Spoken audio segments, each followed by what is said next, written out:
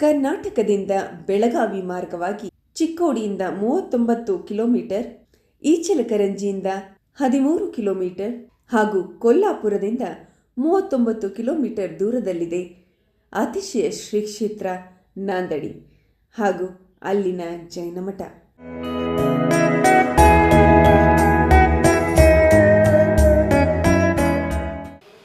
ಜೈ ಜಿನೇಂದ್ರ ಬಂಧುಗಳೇ, ನಾವಿಂದು ಎಂತಹ ಪುಣ್ಯಕ್ಷೇತ್ರದಲ್ಲಿದ್ದೇವೆಂದರೆ ಭಗವಾನ್ ಶ್ರೀ ಆದಿನಾಥ ಸ್ವಾಮಿಯ ಸನ್ನಿಧಿ ಅಷ್ಟೇ ಅಲ್ಲ, ದಕ್ಷಿಣ ಭಾರತದಲ್ಲಿ ಅತ್ಯಂತ ಪುರಾತನವಾದ ಜೈನ ಮಠ ನಾಂದಿಣಿಯಲ್ಲಿದ್ದೇವೆ. ಹಾಗೂ ಇಲ್ಲಿ ಅತಿ ಹೆಚ್ಚು ಹಳ್ಳಿಗಳ ಅಂದರೆ ಸುಮಾರು 740ಕ್ಕೂ ಹೆಚ್ಚು ಹಳ್ಳಿಗಳ ಸೀಮೆಯ ವ್ಯಾಪ್ತಿಗೆ ಈ ಮಠ ಒಳಪಟ್ಟಿದ್ದು, ಇಂತಹ ಅತ್ಯಂತ ಮಹಾನ್ ಪುರಾತನ ಕ್ಷೇತ್ರವನ್ನು ನಿಮಗಾಗಿ ಪರಿಚಯಿಸಲು ತಂದಿದ್ದೇವೆ. ಸುರಿವ ಮಳೆಯಲ್ಲಿ ನಮ್ಮ ತಂಡ ಅಲ್ಲಿ ಸ್ಥಳಕ್ಕೆ ತಲುಪಿ ಮಠದ ಆವರಣದಲ್ಲಿ ನಿಂತು ಒಮ್ಮೆ ಸುತ್ತಲೂ ಕಣ್ಣಾಡಿಸಿದಾಗ ಅಲ್ಲಿನ ಮಠದ ವಾತಾವರಣ ಹಾದಿಯ ಆಯಾಸವನ್ನೆಲ್ಲ ಮರೆಸಿತ್ತು. ಸುತ್ತಲೂ ಸುಂದರ ಏಕರೀತಿಯ ಕೆತ್ತನೆಗಳನ್ನೊಳಗೊಂಡ 300ಕ್ಕೂ ಹೆಚ್ಚು ಕಂಬಗಳ ಆಧಾರವನ್ನು ಶ್ರೀಮಠಕ್ಕೆ ನೀಡಿರುವುದು ಅಲ್ಲಿನ ವೈಭವವನ್ನು ಹೆಚ್ಚಿಸುತ್ತಿದೆ. ಪರಮಪೂಜ್ಯ ಜಗದ್ಗುರು ಜಗತ್ಪೂಜ್ಯ ಸ್ವಸ್ತಿಶ್ರೀ ಜಿನಸೇನ ಭಟ್ಟಾರಕರು ಇಲ್ಲಿನ 100ನೇ ಪೀಠಾಧಿಪತಿಗಳಾಗಿದ್ದು ಕರ್ನಾಟಕದ ಅಥಣಿ ತಾಲೂಕಿನ ಸಪ್ತಸಾಗರದವರಾಗಿದ್ದಾರೆ. ಇನ್ನು ಮಠದ ಪ್ರಾಂಗಣಕ್ಕೆ ಬಂದಾಗ ಅಲ್ಲಿ ನೀವು ಮೊದಲಿಗೆ ಪುರಾತನ ಆದಿನಾಥ ದಿಗಂಬರ ಜೈನ ಬಸದಿಯ ದರ್ಶನ ಮಾಡಲಿದ್ದೀರಿ.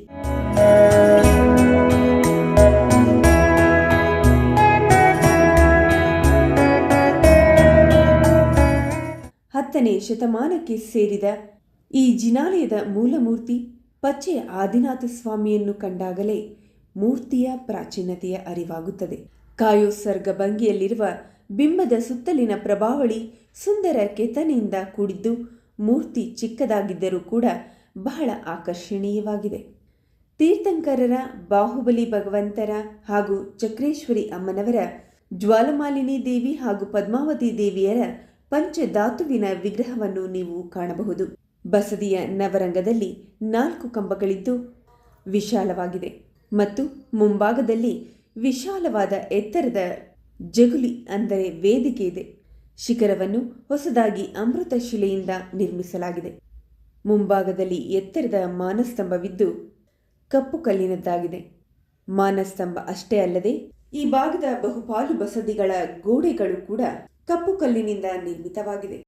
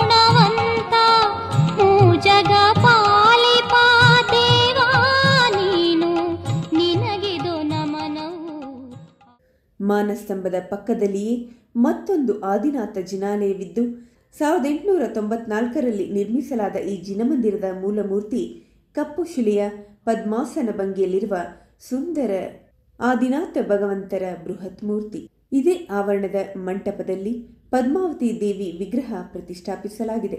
ಆದಿಜಿನೇಶ ನಿನಗಿದು ನಮನವು ಆದಿಜಿನೇಶ.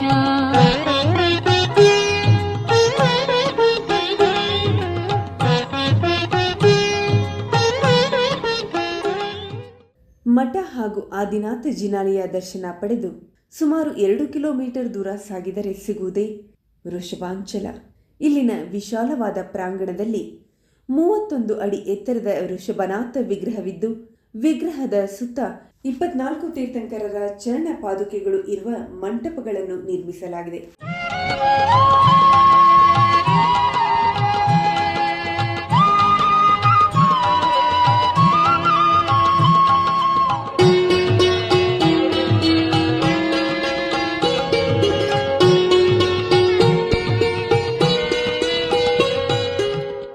ಅದೇ ರೀತಿ 24 ತೀರ್ಥಂಕರರ ಬಸದಿ ಕೂಡ ಇದ್ದು, ಕಪ್ಪು ಶಿಲೆಯ ಮೂರ್ತಿಗಳ ದರ್ಶನ ನಿಮಗಾಗುತ್ತದೆ. ಇತ್ತೀಚೆಗೆ ಮುನುಸೂರತ ತೀರ್ಥಂಕರರ ಮುದ್ದಾದ ಪ್ರತಿಮೆಯನ್ನು ಹಾಗೂ ನೂತನ ಜಿನಾಲಯದ ನಿರ್ಮಾಣ ಕೂಡ ಮಾಡಲಾಗುತ್ತಿದ್ದು, ಮುಂದಿನ ಜನವರಿ ತಿಂಗಳಲ್ಲಿ ಪಂಚಕಲ್ಯಾಣ ನಡೆಯಲಿದೆ. ಇದೇ ಆಗಸ್ಟ್ 14ರಂದು ಮಧ್ಯಾಹ್ನ 1 ಗಂಟೆಗೆ ಸರಿಯಾಗಿ ಪಂಚಕಲ್ಯಾಣಕ್ಕೆ ಯಜಮಾನ ಪದವಿಯ ಹರಾಜು ನಡೆಯಲಿದೆ. ಆದಿನಾಥರ ಬೃಹತ್ ವಿಗ್ರಹದ ಮುಂಭಾಗದಲ್ಲಿ ಮಾನಸ್ತಂಭವನ್ನು ಕೂಡ ನೋಡಬಹುದು. ಇಂತಹ ಪವಿತ್ರ ಕ್ಷೇತ್ರದ ದರ್ಶನವನ್ನ ನೀವು ಒಮ್ಮೆಯಾದರೂ ಖಂಡಿತ ಮಾಡಿ. ಆದಿಶನಾಗಿ ಹಸಿಮಸಿ ಕೃಷಿಯನು ಜನರಿಗೆ ತಿಳಿಸುತ್ತ ಮೂಜಗಾಳಿದೆ. ಆದಿಶನಾಗಿ ಹಸಿಮಸಿ ಕೃಷಿಯನು ಜನರಿಗೆ ತಿಳಿಸುತ್ತ ಮೂಜಗಾಳಿದೆ. ನತ್ತಿಪ ನೀಲಾಂಜನೆ ಮರಣವನಿ ತಿಳಿದು, ನತ್ತಿಪ ನೀಲಾಂಜನೆ ಮರಣವನಿ ತಿಳಿದು, ಮೋಕ್ಷ ಲಕ್ಷ್ಮಿಯ ಅರಸುತ ಹೊರಟೆ. ಶ್ರೀ ಆದಿನಾಥ ಹೇ ಭಗವಂತ, ಸನ್ಮತಿ ನೀಡುವ ಸದ್ಗುಣವಂತ, ಮೂಜಗ ಪಾಲಿಪ ದೇವಾ ನೀನು, ನಿನಗಿದು ನಮನವು ಆದಿಜಿನೇಶ, ನಿನಗಿದು ನಮನವು ಆದಿಜಿನೇಶ.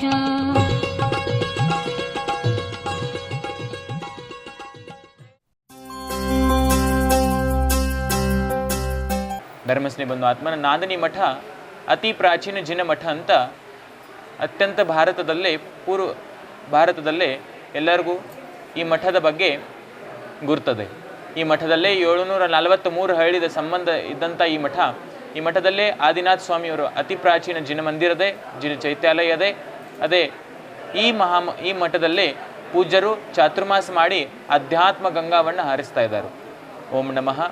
ಬರುವಂಥ ಈ ಚತುರ್ಮಾಸ ಮುಗಿದ ಮೇಲೆ ಜನವರಿ ತಿಂಗಳಲ್ಲಿ 1 ಜನವರಿ 2025ರಿಂದ 9 ಜನವರಿ 2025 ತನಕ ಪಂಚಕಲ್ಯಾಣ ಪ್ರತಿಷ್ಠಾ ಮಹಾಮಹೋತ್ಸವ, ಅದೇ ಥರ ಮಹಾಮಸ್ತಕಾಭಿಷೇಕ ಮಹೋತ್ಸವ ಕೂಡ ಈ ಕ್ಷೇತ್ರದಲ್ಲೇ ಅತ್ಯಂತ ಆನಂದದಿಂದ ತಾವೆಲ್ಲರೂ ಕೂಡ ಈ ಮಹಾಮಹೋತ್ಸವದಲ್ಲಿ ಭಾಗವಹಿಸಿ ಪುಣ್ಯ ಸಂಪಾದನೆ ಮಾಡಬೇಕು.